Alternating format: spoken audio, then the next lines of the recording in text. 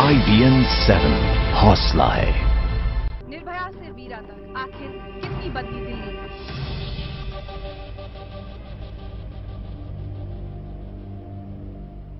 – 2012 में दिसंबर की ऐसी ही एक सर्द रात में एक लड़की अपने दोस्त के साथ इसी बस स्टॉप पर खड़ी थी और उसके बाद जो हुआ उसने न सिर्फ हमारे देश को बल्कि पूरी दुनिया को झकझोर कर रख दिया। निर्भया के बलात्कार के बाद दिल्ली में महिलाओं की सुरक्षा, सम्मान और कानून व्यवस्था पर तमाम सवाल उठे जिनके जवाब अब तक नहीं मिले हैं। और तो और 5 दिसंबर की रात हुआ एक और बलात्कार। और ऐसा भी नहीं है कि निर्भया और वीरा के अलावा किसी और महिला के साथ बलात्कार नहीं हुए। तो निर्भया से लेकर वीरा तक आखिर कितनी बदली है दिल्ली? इस सवाल का जवाब ढूंढने के लिए आज हम एक बस में सफर करेंगे कुछ खास महिलाओं के साथ, और ये बस उसी रास्ते से होकर गुजरेगी जिस रास्ते से वो बस गई थी जिसमें बलात्कार और दरिंदगी का शिकार हुई थी निर्भया। और इस बस में अलग अलग क्षेत्रों की कुछ खास महिलाओं के साथ होंगी मेरी सहयोगी नवजोत भी।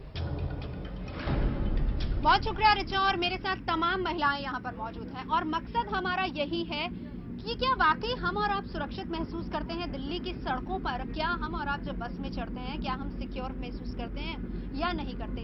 तमाम महिलाओं से उनकी राय भी हम जानेंगे और साथ ही साथ बातचीत करेंगे कि कैसे समाज में बदलाव लाया जा सकता है। लेकिन उससे पहले निर्भया से वीरा तक किस तरीके से रहा दिल्ली का हाल, जरा उस पर नजर डालिए।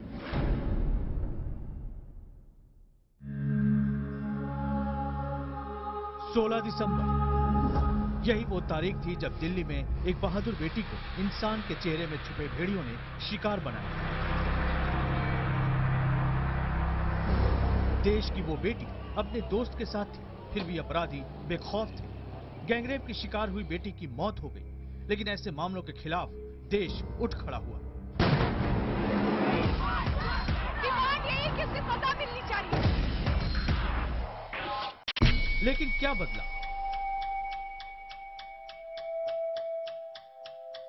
काश हम समय को पीछे ले जा पाते, काश हम बीते वक्त में जा पाते, काश हम निर्भया को बचा पाते। यह मुमकिन नहीं है, लेकिन अब हमारे पास मौका है वीरा के साथ खड़े होने का। हमारे पास मौका है दिल्ली की हर उस वीरा को हौसला देने का जो देश की राजधानी में महफूज महसूस नहीं करती। हमारे पास मौका है वो बदलाव लाने का जिसमें किसी वीरा को घर से बाहर निकलने में हिचक ना हो। दिल्ली में रेप के मामले साल दर साल बढ़ रहे हैं। हर रोज बलात्कार के 4 मामले सामने आ रहे हैं। दिल्ली में 2012 के मुकाबले 2013 में रेप के मामले दोगुने हो गए। तो ऐसे में अहम सवाल ये है कि निर्भया से वीरा तक कितनी बदली दिल्ली?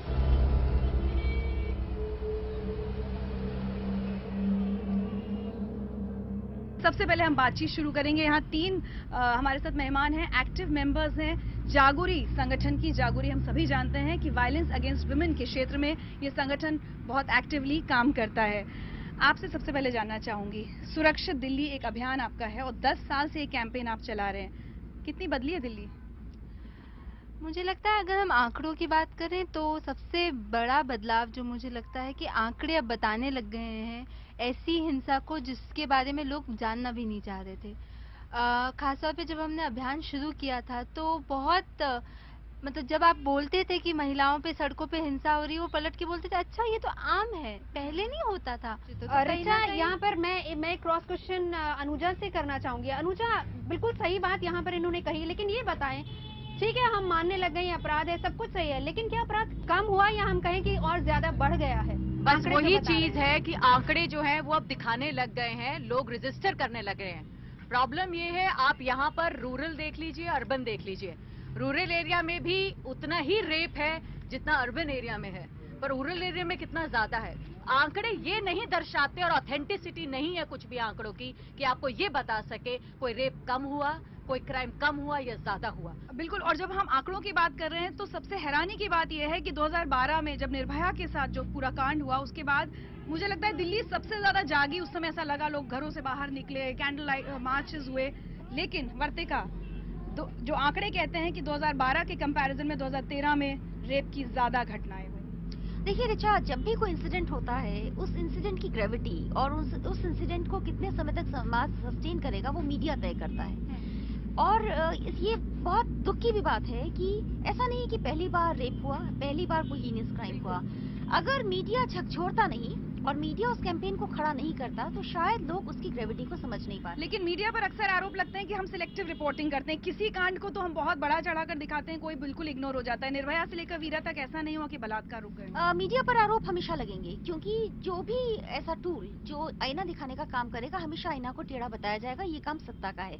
लेकिन सबसे एक और जो अजीब बात मुझे दिखाई देती है वो ये है कि जैसे अभी हम रेप की बात कर रहे हैं, बहुत सारे और क्राइम्स जो महिलाओं के अगेंस्ट होते हैं उसकी बात अब नहीं हो रही। जैसे कि एसिड अटैक को लेकर बहुत ज्यादा बात नहीं हो रही। आप ये देखिए कि इस देश का इससे बड़ा दुर्भाग्य क्या होगा कि एसिड अटैक विक्टिम्स को भूख हड़ताल में बैठकर ये बोलने के लिए मजबूर होना पड़े कि हम पर जो एसिड डाला जाता है वो उसकी बिक्री बंद कर दी जाए।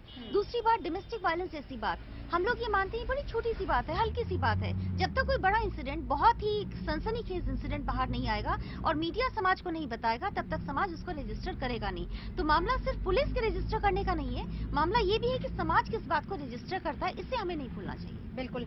रिचा, मेरे साथ एक और सागरी छाबड़ा है, ये राइटर भी हैं, एक्टिविस्ट भी हैं, डायरेक्टर भी हैं, और इन्होंने एक फिल्म 92 में बनाई थी शायद, और उस चीज को दर्शाया था। ये एक क्राइम है आज की डेट में। जैसे सब लोग बोल रहे हैं कि अब हम मानते हैं कि ये एक क्राइम है, छेड़खानी, रेप एक क्राइम है, लेकिन ये उस वक्त दर्शाया गया था। ये भी एक आईना है, लेकिन तब भी समाज के लिए एक पिक्चर सामने आई थी, शायद उसको उस तरीके से एक्सेप्ट नहीं किया गया था। मैं आपसे जानना चाहूंगी, क्या छवि बनती है, क्या महिला की छवि है, जिस तरीके से मानुजा वैलेट पॉइंट उठा रही थी कि मर्द की सोच उतनी ही है, डोमिनेंस रही है। वो फिल्म जो मैंने बनाई थी नाउ आई विल स्पीक 92 में बहुत बारीक दिखाई गई है, पर बदलाव ये आया है कि निर्भया केस के बाद इतने लोग स्ट्रीट पर आए हैं। पहले औरतें आती थी स्ट्रीट पे, अब निर्भया केस के बाद लड़के भी आए हैं और इतनी जागृति आई है, बहुत जागृति आई है। आज मैं निर्भया को श्रद्धांजलि अर्पित करना चाहती हूँ कि उनकी बहादुरी से, उनने जो किया, उतनी लड़ाई जो की, उन्होंने इस मुद्दे को एक नेशनल बर्निंग इशू बनाया। अकाउंटेबिलिटी, स्टेबिलिटी और उस चीज को, लॉ को चालू करना और उसको एग्जीक्यूट करने के लिए भी तो कोई चाहिए। इस पे हम आंकड़ा एक और दे देते हैं, 1 लाख के पीछे सिर्फ 45,000 ऑटो है जहां पर जीपीएस है। जैसे सबसे बड़ी बात की गई थी कि पब्लिक बसेस की जो संख्या है वो बढ़ानी चाहिए, लेकिन हमने पब्लिक बसेस के नंबर्स तो नहीं बढ़ाए, बल्कि और जो विदेशी जो इवन टेक्स सर्विसेज है उसको हमने आने दिया, चाहे वो एप्स के थ्रू या व्हाट एवर में भी। मुझे लगता है एक लीगल व्यू पॉइंट बहुत जरूरी है। एडवोकेट रेखा अग्रवाल हमारे साथ हैं। आप हर दिन अलग अलग केसेस से जूझती हैं जब कोर्ट में, आपको लगता है कुछ बदला है दिल्ली के लिए, महिलाओं के लिए?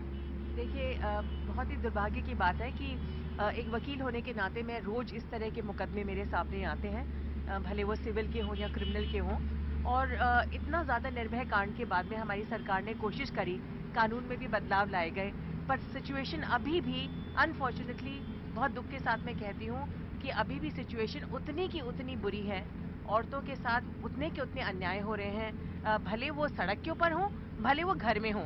ये तो बलात्कार जिसे कहते हैं कि बाहर तो होता ही है, पर सबसे ज़्यादा शायद वो घर में ही होता है, नज़दीकी लोग ही करते हैं। तो औरतों के साथ जो सिचुएशन थी, जो एक अबला नारी वाली जो सिचुएशन जो बहुत सालों पहले थी, और जिसको हम शायद एडमिट नहीं करना चाहते हैं कि नहीं, औरत जो है वो अबला नहीं है, वो सबला है, पर अभी तक वो सबला नहीं बन पाई, चाहे वो कितनी भी कोशिश करती है।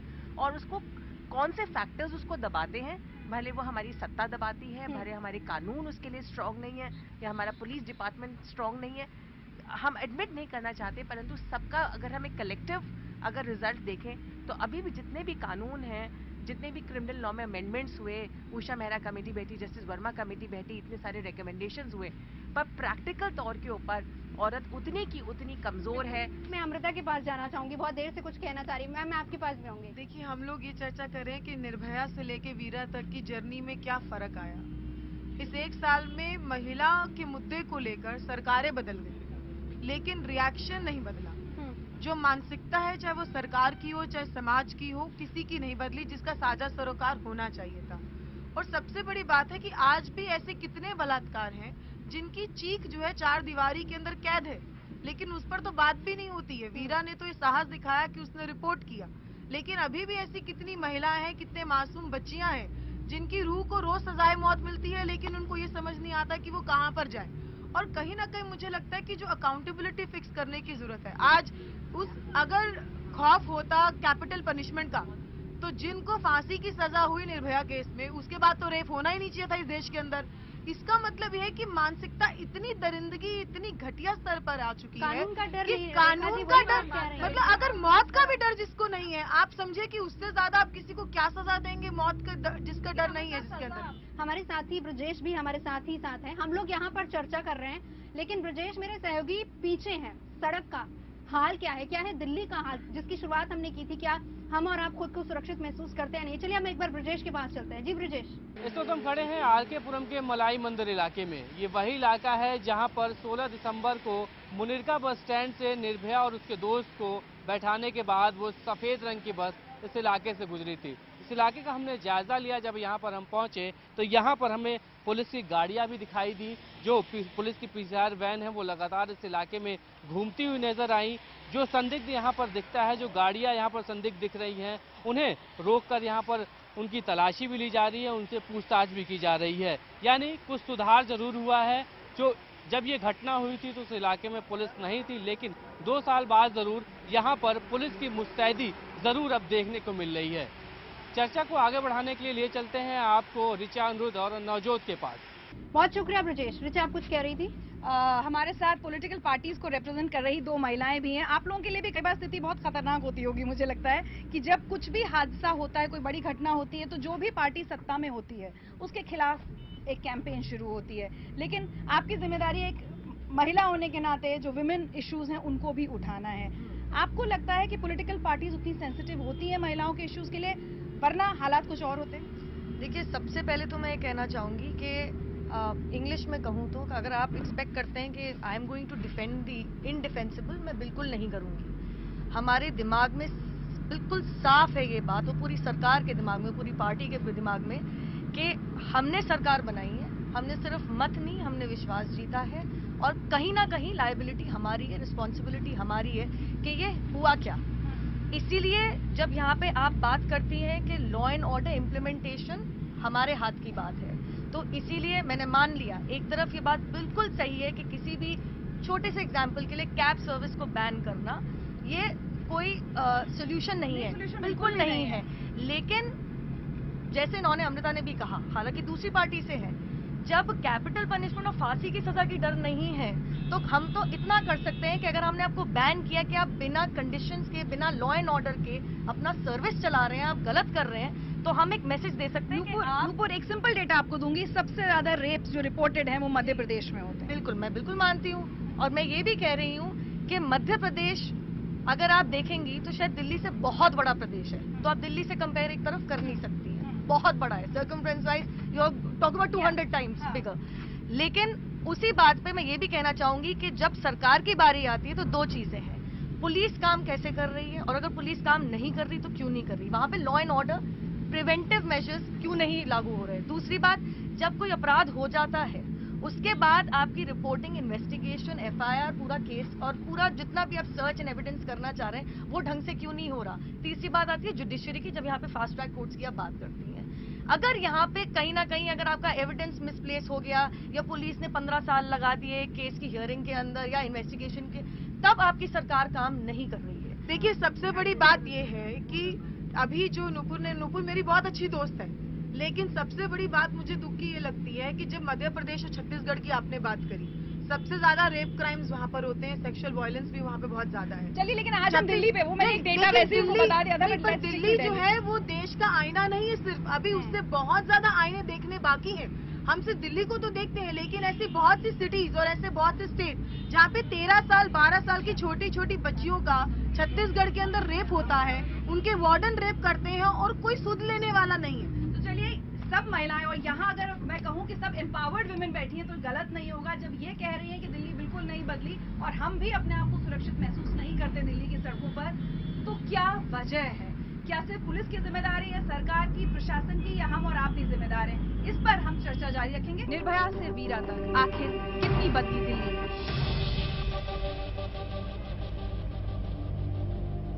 तो कुल मिलाकर निर्भया से लेकर वीरा तक कितनी बदली दिल्ली, कम से कम यहाँ जितनी महिलाएं बैठी हैं उन्होंने तो यही कहा है कि वाकई दिल्ली नहीं बदली, और सबसे ज्यादा जरूरत है ऋचा सोच को बदलने की, यही अभी तक निकलकर सामने आया है। जी, और क्यों नहीं बदली दिल्ली? अब हमारा सवाल ये है, हमारे साथ ब्रेक थ्रू संगठन के वॉलंटियर्स हैं और इनसे जानने की कोशिश करते हैं। ये बहुत सालों से इस क्षेत्र में काम कर रहे हैं, दिल्ली बदलती क्यों नहीं महिलाओं के प्रति?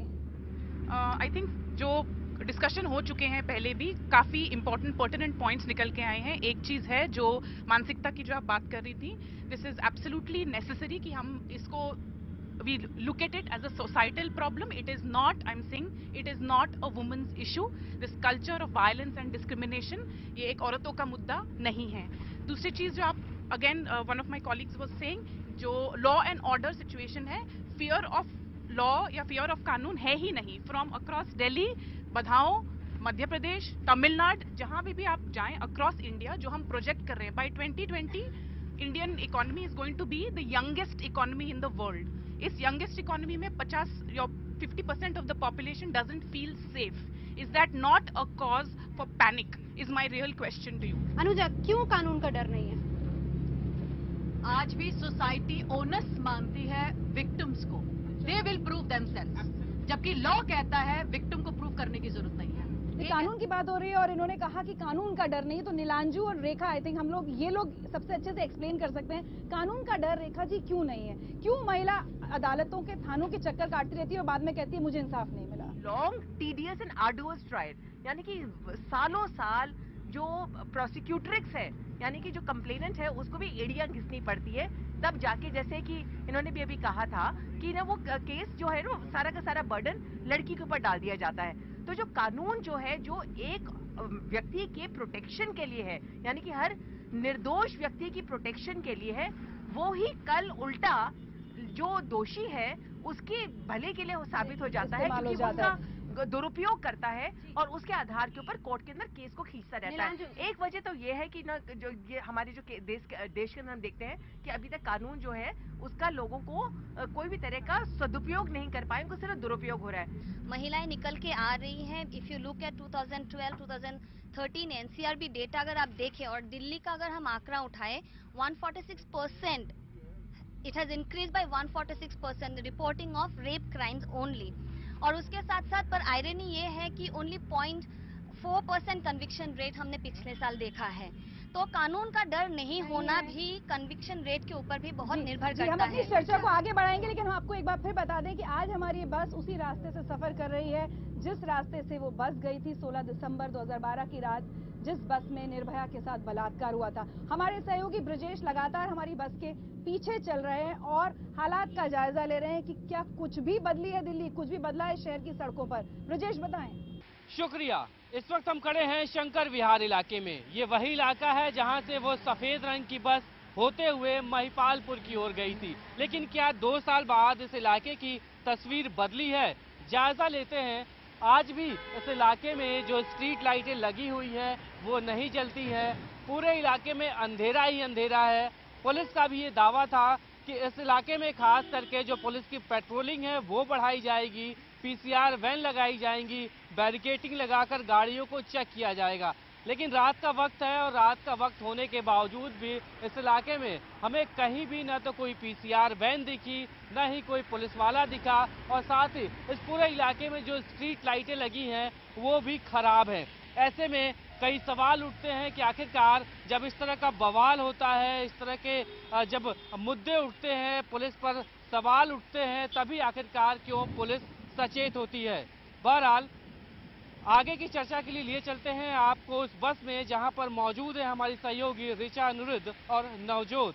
चलिए ब्रेक के लिए रुकना है, लेकिन उससे पहले एक छोटा सा रिएक्शन मैं आपका चाहूंगी। हाँ जी, मैं जो आपका ओरिजिनल सवाल था कि दिल्ली में क्या बदलाव आया और अभी तक क्यों नहीं बदली है, मेरे को ऐसा लगता है कि बहुत बड़ी गलती जो हम सरकार, सोसाइटी सब ये करते हैं कि हम शॉर्ट टर्म सोल्यूशंस पे फोकस करते हैं, हम कभी लॉन्ग टर्म सोल्यूशंस नहीं देखते हैं। और शायद इसका एक अच्छा एग्जाम्पल है कि प्रधानमंत्री नरेंद्र मोदी ने लाल किले से ये बात कही थी कि आपकी बेटी बाहर निकलती है तो 10 सवाल करते हो, लेकिन जब बेटा जाए तब भी पूछे। यानी शुरुआत आप अपने घर से, अपने बेटे से कीजिए।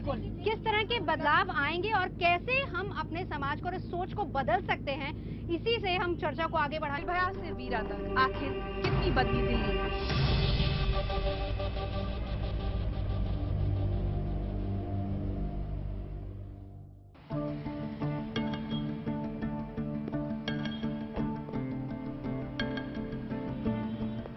लोग शंकर विहार तक पहुंच चुके हैं और इस वक्त निर्भया के पिताजी हमारे साथ हैं। आइए सर, यहीं से हम चर्चा को आगे बढ़ाएंगे। आइए सर प्लीज। बद्रीनाथ जी, हमें से किसी के लिए भी ये समझ पाना मुश्किल नहीं है कि आज जब हम उसी रास्ते पर सफर कर रहे हैं जिस रास्ते पर वो बस गई थी 16 दिसंबर की रात, आपके लिए, हम सबके लिए तो बहुत मुश्किल है, लेकिन आपके लिए कितना मुश्किल होगा। लेकिन हम साथ में ये भी कहना चाहते हैं कि बहुत हिम्मत है आप में, जो आप आ रहे हैं और किसी भी मंच पर जहां जरूरत हो रही है आपकी, आप बोल रहे हैं। लेकिन आज अगर मैं आपसे पूछूं, आपने अपनी बच्ची को खोया है, लेकिन दिल्ली की बच्चियों के लिए क्या आज आपको दिल्ली की सड़कें सुरक्षित लगती हैं? नहीं, दिल्ली की सड़कें सुरक्षित नहीं है, लेकिन जहाँ तक हमारे बोलने की बात है, अगर हमारे बोलने से अगर समाज में कुछ बदलाव हो सकता है या सुरक्षा औरतों को मिल सकती है तो हम जरूर बोलेंगे। हम आए भी इसीलिए हैं। उस रोड पे, हम जिस रोड पे चल रहे हैं जहाँ पे हमारी बच्ची के साथ ऐसा हुआ है, तो हमें इसमें कोई दुख की बात नहीं लग रही है कि नहीं हम इस रोड पे चल रहे हैं। दुख इस बात का है कि इसी रोड पे फिर वही कांड दोबारा हुआ है। दुख इस बात का है। तो हम अपनी बच्ची से ज्यादा परेशान हैं कि हमारी बच्ची तो अब नहीं है, लेकिन और जो दिल्ली में लड़कियां रह रही हैं, बच्चियां रह रही हैं, चाहे औरतें रह रही हैं, उनके लिए हर रोज एक नया मुसीबत खड़ी हो रही है। तो उससे कैसे उभरा जाए, इसको कैसे रोका जाए, हमारा सारा ध्यान इसी पे है और इसीलिए मैं आपके साथ आया हूँ। बद्रीनाथ जी, ये एक सोच है समाज की, हम कहेंगे कि एक कीड़ा है जो हर किसी के जहन में है। यहाँ पर सिर्फ पुलिस को जिम्मेदारी दे देना या फिर मुझे लगता है ये इंडिविजुअल की, हर किसी की अपनी जिम्मेदारी होनी चाहिए। आप इस पर क्या कहेंगे? कैसे हम अपने समाज को कैसे बदलें? देखिए, हमारा अब तक का, जैसे 2 साल बीत गया, अब तक का जो अनुभव ये कह रहा है कि समाज में दोष तो है ही है, लेकिन समाज के दोष को हम ऐसे नहीं मिटा सकते कि हम जैसे अवेयरनेस फैला रहे हैं, ठीक है, लेकिन यहाँ पर सबसे जरूरत है प्रशासन की। प्रशासन से भी ज्यादा जरूरत है इस समय आपका पुलिस।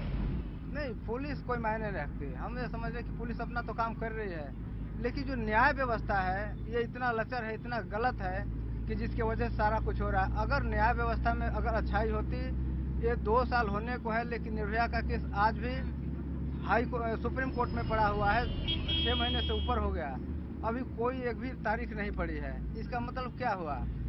यही कांड को, इसी को नाम लेकर बोला है वो जैसे कैब वाला जो लड़का है कि हम वैसे ही कर देंगे। इसका मतलब क्या है? इस केस को लेकर के हम क्यों दुखी हो रहे हैं कि निर्भया के केस को अगर हवा मिली होती, उसको सजा मिल गई होती दुश्मनों को, उन दरिंदों को, तो आज ये बात नहीं होती। तो सबसे बड़ा दुख इसी बात का है कि हमारी व्यवस्था जो है ना, वो इतना गलत है कि जिसका कोई सिस्टम है ही नहीं। बद्रीनाथ जी, एक बात बताइए मुझे, एक अपराध होता है और एक जिस तरीके से अपराध होता है जो निर्भया के साथ हुआ। आज भी जब मैं पढ़ रही थी, आज भी 2 साल बाद रूह कांपती है जब हम लोग निर्भया के बारे में कुछ भी पढ़ते हैं, कुछ भी अगर डिटेल ध्यान में आ जाता है तो अंदर से कांप उठते हैं। आपके लिए सबसे ज्यादा मुश्किल ये सोचना होता होगा कि कितनी हैवानियत उस बच्ची के साथ हुई। देखिए, ये तो हम जब भी उसके चित्र के सामने जाते हैं तभी हमारी आंखें भर जाती है। ये कहानी रोज की है, हम तो पल पल जीते हैं और पल पल मरते हैं, तो हम अपने दुख को क्या बताएं। लेकिन हमारा दुख अब वो दुख नहीं रहा, अब हमारा दुख समाज का दुख है ना, और हमारा दुख समाज का है तो हम भी तो समाज में दुखी हैं। हमारे साथ साथ अब जितने प्रोटेक्ट हुए थे, कितने क्या हुए थे, सभी दुखी हैं। हम यहाँ पर देखो, एक बात हम जरूर कहना चाहेंगे, कुछ सरकार किसी की भी हो, अंग्रेजी शासन आज भी चल रहा है। अंग्रेजों ने एक दमन चक्र चलाया था जनता को दबाने के लिए, जब भारत को स्वतंत्र करने की बात आई। तो अब यहाँ पर देखिए, जहाँ पर लोग एक जगह इकट्ठा होकर के दोषियों को फांसी की मांग कर रहे हैं, सजा मांग कर रहे हैं, वहाँ पर पुलिस अपने से तो कुछ नहीं करती। वहाँ पर पानी, देखो कड़कती ठंड ऐसे ही थी, उसमें पानी की बौछारें मारल लाठियों से, मतलब कि लोगों के ऊपर प्रहार करना, ये और क्या है? अगर अंग्रेजी शासन नहीं तो है क्या? तो हम कहाँ स्वतंत्र हैं? तो जब हम स्वतंत्र खुद ही नहीं है तो हमारी महिलाएं, हमारे बच्चियां कहाँ स्वतंत्र होगी? जी, और उस प्रोटेस्ट में, निर्भया को इंसाफ दिलाने की प्रोटेस्ट में वो लड़की शामिल थी जिसके साथ 5 दिसंबर की रात रेप हुआ। बिल्कुल, हमने उसको नाम दिया है वीरा। हाँ, बदला नाम है, ठीक है, अच्छी बात है, नाम छुपाना चाहिए, लेकिन हमारा तो यही मतलब है कि जो हमारे साथ वो भी आई, वो क्या पूरा हमारे साथ तो पूरा देश दुनिया सब लगा रहा है, आज भी है। आज नहीं होते तो आप लोग थोड़े यहाँ इकट्ठे होते हैं, चाहे सब लोग दिखाई जो भी दे रहे हैं हमारे लिए तो खड़े हुए हैं। तो ये बहुत गलत बात है। हम तो यही कहेंगे, सरकार को बार बार कहेंगे कि तुम कुछ भी करो, अपना कम देखो, लेकिन महिलाओं की सुरक्षा को सबसे प्राथमिकता दो। अनुजा, रेप की घटनाएं हम आए दिन सुनते हैं, लेकिन जो ब्रुटैलिटी है, कितनी गंदी और कितनी हीन मानसिकता है कि ठीक है आप किसी से रेप करना, लेकिन उसके बाद जो कुछ भी, चाहे वो निर्भया, इस तरह के बहुत से केसेस बाद में भी आए हैं। ये एक इंसान की मानसिकता इतनी गिर जाती है, सोच ऐसी नीच कैसे हो सकती किसी की? इसमें बहुत फैक्टर्स आते हैं। इसको हम कहेंगे कि एक वेरिएबल नहीं है, इसके अंदर बहुत वेरिएबल्स आते हैं। सोसाइटी ने तो अपना काम किया ही है गंदगी एक लड़के के दिमाग में डालने में बचपन से। टेक्नोलॉजी, पॉर्न साइट्स, उससे जो एक किक, पिक्चर किक आई है ना, ये उसी का ही रूप है। किक जो है, एक एड्रेनल किक जो एक लड़के को मिलता है। इंटॉक्सिकेशन, अल्कोहल, किसी ना किसी जगह पर अल्कोहल, पॉर्न, सोसाइटी तुम्हारा औरतों की तरफ, लड़कियों की तरफ कहीं ना कहीं रिवेंज, उनकी तरफ ब्रुटैलिटी का मतलब है रिवेंज। जिस तरीके का क्राइम कमिट होता है उसी से प्रोफाइलिंग निकलती है। उसको देखकर लगता है कि वो लोग कितने हीन तरीके से उस औरत को सोचते थे। एक औरत की मानसिकता उनके दिमाग में क्या थी, खासकर उनमें से एक नाबालिग। ये तो हमें उस दिन पता चला क्योंकि रेप हुआ तो हमें पता चला कि हम कितने खोखले हैं, और अबर कैब का हुआ तो फिर हमें पता चला कि हम कितने खोखले हैं। अब प्रॉब्लम जो इसके अंदर जो आ रही है वो यही है, जो बहुत साफ शब्दों में जो उन्होंने कहा निर्भया के पिताजी ने, कि अगर डेथ पेनल्टी सोसाइटी ने मांगी और वही डेथ पेनल्टी को सोसाइटी वापस लेने की कोशिश में है। बार बार ह्यूमन राइट्स वाले बात आके करते हैं और सुप्रीम कोर्ट उसको कहीं ना कहीं वापस ले रहा है। एक कोई भी एग्जाम्पल सेटिंग ना होने की वजह से intoxication, porn site, science, society, ये सब कुछ, और ग्रुप सेक्स, जहां पर भी गैंग आ जाता है उनको ये लगता है कि पीयर ग्रुप ने उनका बैकअप प्लान तैयार है। तो जहां पर बैकअप प्लान तैयार होगा वहां पर कौन अपने आप को पीछे की तरफ मैस्कुलिनिटी ना दिखाते हुए कौन अपना हाथ पीछे। बिल्कुल। देखिए, मैं यहाँ पे निर्भया जी के फादर हैं, यहाँ पे मुझे लगता है कि आज तक हमने इंसाफ नहीं किया है उस बच्ची के साथ। इनका इतना बड़ा दिल है कि आज हमारे साथ बैठे हैं, ये उसी सड़क पे चल रहे हैं, और उसके साथ उनके मन में ये विचार हैं कि वो चाहते हैं कि समाज में बदलाव आए, अगली कोई ऐसी निर्भया ना हो। तो मुझे लगता है कि हमारी सच्ची श्रद्धांजलि निर्भया के लिए तभी होगी जब हम इस तरह का जो कांड हुआ है, इस तरह से इस बच्ची के साथ, इस मासूम बच्ची के साथ अभी तक कोई भी इंसाफ नहीं हुआ है, तो वो इंसाफ जब होगा जब इस तरह का कोई केस दूसरा ना हो। हायरार्की ऑफ वायलेंस जो हम सब ने अपने दिमाग में बना रखी है, वो कहीं ना कहीं खत्म करने की जरूरत है। सिर्फ क्योंकि कानूनन परिभाषा में मेरे साथ रेप नहीं हुआ, इसका मतलब ये नहीं है कि मेरे साथ कभी हिंसा नहीं हुई। अगर मैं सड़क पे नहीं सुरक्षित महसूस करती, अगर मेरे पास यातायात के साधन नहीं है जो मुझे सुरक्षित महसूस करा सकते हैं, तो ये शहर पे मुझे नहीं लगता मेरा अधिकार है। और जो मेरा फंडामेंटल राइट टू लाइफ है, वो कहीं ना कहीं इस देश में, इस शहर में मुझसे छीना गया है। मुझे लगता है कि सोसाइटी के टर्म्स में, खासतौर पे क्योंकि आपने अलग अलग सरकार, प्रशासन के बारे में ज़रूर बात की, मुझे लगता है कि अगर आज भी, आज का ही डेटा है ये, आज भी बिहार में अगर औरत सती होती है तो इस कल्चर से ही हमें पता लगता है कि औरतों की स्थिति क्या है। दूसरी बात, कहीं ना कहीं पूरा का पूरा जो हमारी संस्कृति है, उस संस्कृति में बहुत तरह की गैर बराबरियां हैं। जहाँ पे पहले भी बात आई कि कन्यादान की बात थी, जहाँ पे आज भी करवा चौथ जैसे व्रत मनाए जाते हैं, और उसका अमेजिंग पार्ट देखिए कि इसको इक्वालिटी के सेंस ने मार्केट कैसे भुनाता है कि अब पुरुष भी रखने लगे हैं। तो पेट्रियार्की का पुराना पत्ता गिरा और नया पत्ता उग गया है। इंडियन लीगल सिस्टम को डेफिनेटली बदलना है, कानून नए बने हैं, बट हमें उस पर भी ध्यान देना है कि जैसे प्रबलिन ने कहा, अकाउंटेबिलिटी पे हमें बात करने की जरूरत है। दूसरी बात, उसकी इम्प्लीमेंटेशन की भी बात है, और साथ साथ जो ये एक डायलॉग, एक डिबेट कांस्टेंट जब नए कानून महिलाओं के लिए बनते हैं, ये डिबेट जो शुरू हो जाती है कि महिलाएं मिसयूज करेगी इस कानून को या करने लग गई है, उस पे भी हमें थोड़ा चर्चा करने की जरूरत है। निर्भया से वीरा तक आखिर कितनी बदली दिल्ली?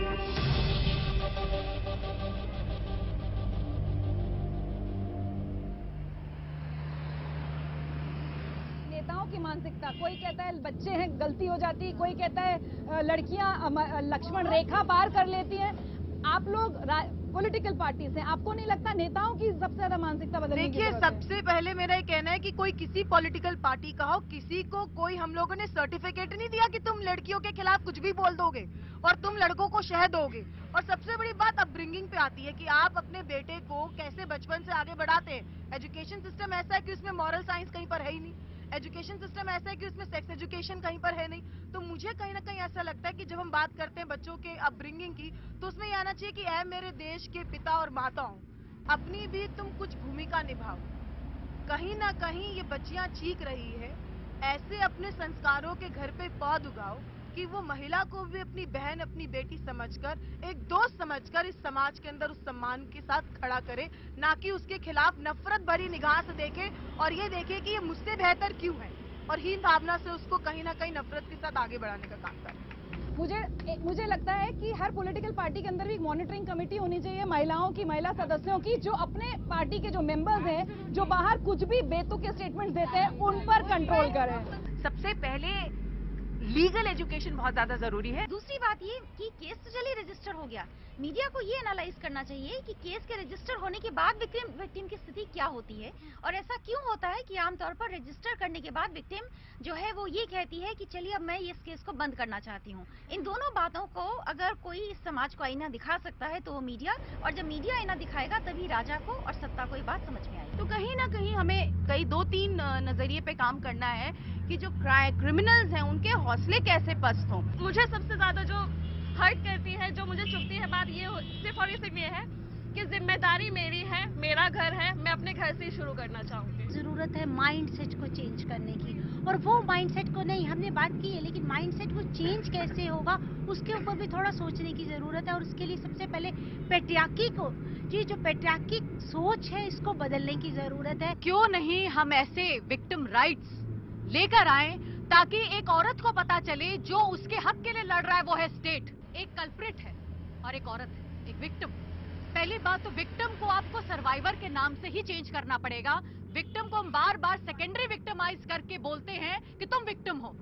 दूसरी बात, हमारे बीच में दो बंदों के बीच में स्टेट कूदती है, और जब स्टेट कूदती है तो स्टेट कोई भी हेल्प उस औरत को नहीं बताती है कि अक्यूज के साथ क्या हो रहा है, उसका वकील कौन है, किस तरीके से चीज लॉ में आगे जा रही है। तो औरत सर्वाइवर जो है वो कहीं ना कहीं अंधेरे में है।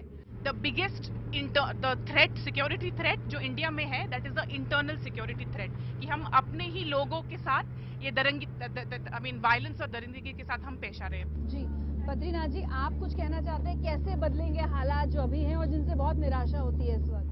देखिए, इस समय हमारे को तो ये लगता है कि जैसे राष्ट्रपति और प्रधानमंत्री देश के नाम संदेश देते हैं, वैसे भी उनको भी एक संदेश देना चाहिए नौजवानों के प्रति कि महिलाओं की सुरक्षा कैसे वो करें। और आज हमने ये जो कोशिश की है निर्भया से वीरा तक, आखिर कितनी बदली दिल्ली। बातें बहुत हो सकती हैं, सॉल्यूशंस बहुत सारे, समस्याओं पर चर्चा हो सकती है, लेकिन ये काफी नहीं है, जरूरत है बदलने की। तो आज चाहे देश के प्रधानमंत्री हो, राष्ट्रपति हो, सरकारें हो, कोई भी सत्ताधारी पार्टी हो, कानून बनाने वाले हो, पुलिस के अधिकारी हो, मैं आज ये मांग करती हूँ कि मुझे, मेरी बेटी को, मेरी माँ को और इस देश की हर महिला को एक सुरक्षित सड़क चाहिए जहाँ हम खुलकर आ जा सके, खुली हवा में सांस ले सके। और सिर्फ सड़क ही नहीं, ये मांग मैं भी करती हूँ, ये सड़क नहीं चाहिए, हमें ऐसी सोसाइटी चाहिए, हमारा घर सुरक्षित हो, हम कहीं भी जाएं, हम आजादी से रहें, हम इस देश के नागरिक हैं और वो इज्जत के साथ चाहिए, खैरात में मिली हुई कोई चीज नहीं चाहिए। हम इस देश के नागरिक हैं और इज्जत के साथ, हाँ, इज्जत की नजरों से हमें देखिए, इज्जत की नजरों से महिलाओं को देखिए और हमें सुरक्षा दीजिए, हमें इज्जत दीजिए, ताकि हम भी गर्व से कह सकें कि हम उस देश के वासी हैं जिस देश में गंगा बहती है। हमारी इस खास पेशकश में आज इतना ही। एक दिन दिल्ली को और इस देश को बदलना ही होगा। निर्भया से वीरा तक, आखिर कितनी बदली दिल्ली।